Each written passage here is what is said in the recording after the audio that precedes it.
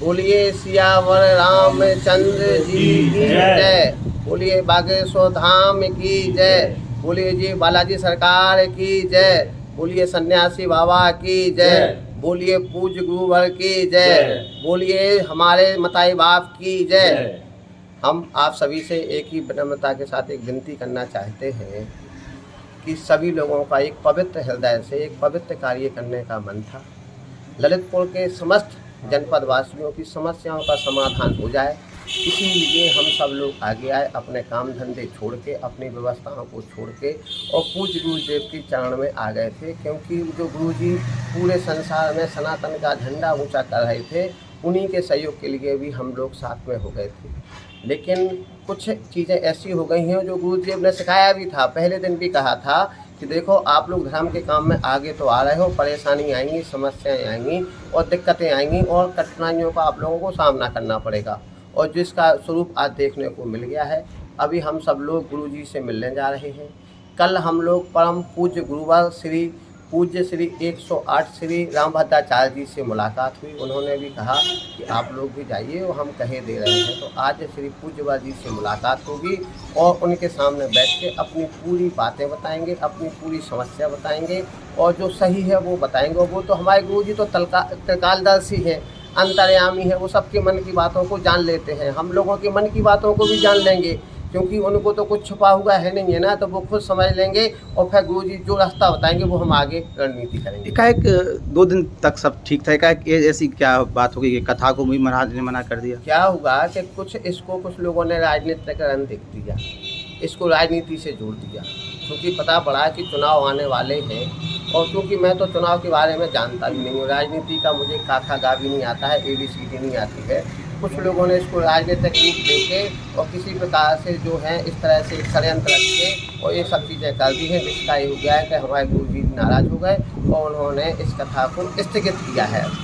जन सहयोग की बात की जा रही है जी, जन सहयोग पूरा है, क्योंकि जितने भी लोग हमसे जुड़े हुए हैं, ट्रस्ट से जुड़े हुए, उन सबको पता है कि अभी जो जितने लोगों ने भी सहयोग दिया है, ट्रस्ट में जुड़ के सहयोग दिया है और उन ट्रस्टियों के जुड़ के ही जो आपस में जो व्यवस्थाएं बनाई थी कि कौन कौन सी सेवा लेगा, उसके लिए आपस में तय किया गया था कि जो इस तरह से व्यवस्था में सहयोग देगा और वो ही इस सेवा को लेगा।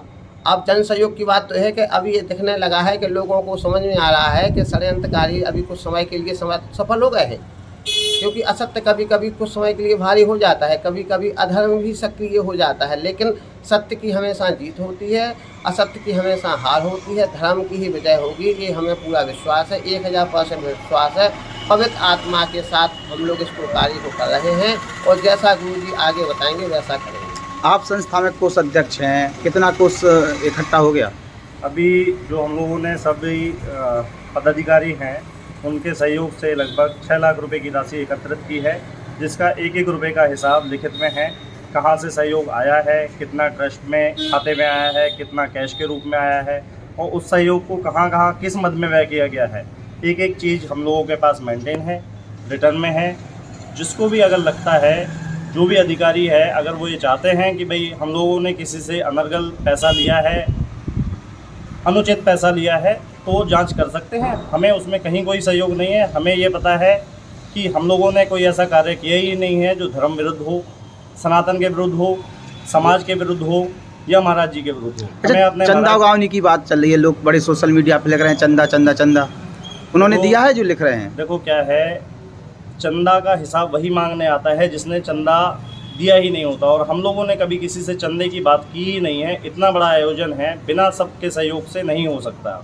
उसके लिए हम लोगों ने कुछ व्यवस्थाएं बनाई थी, जिनको कुछ असामाजिक तत्वों ने गलत रूप में महाराज जी के सामने पेश किया और महाराज जी को भ्रमित किया गया है थोड़ा सा कि सनातनियों ने ऐसा किया है। हम लोगों ने ना अपनी लाइफ में कभी ऐसा कोई कार्य किया है, ना कभी करेंगे कि जिससे सनातन धर्म की बदनामी हो और हमारे महाराज जी को ठेस पहुँचे। ललितपुर की जनता से क्या कहना चाहेंगे आप लोग?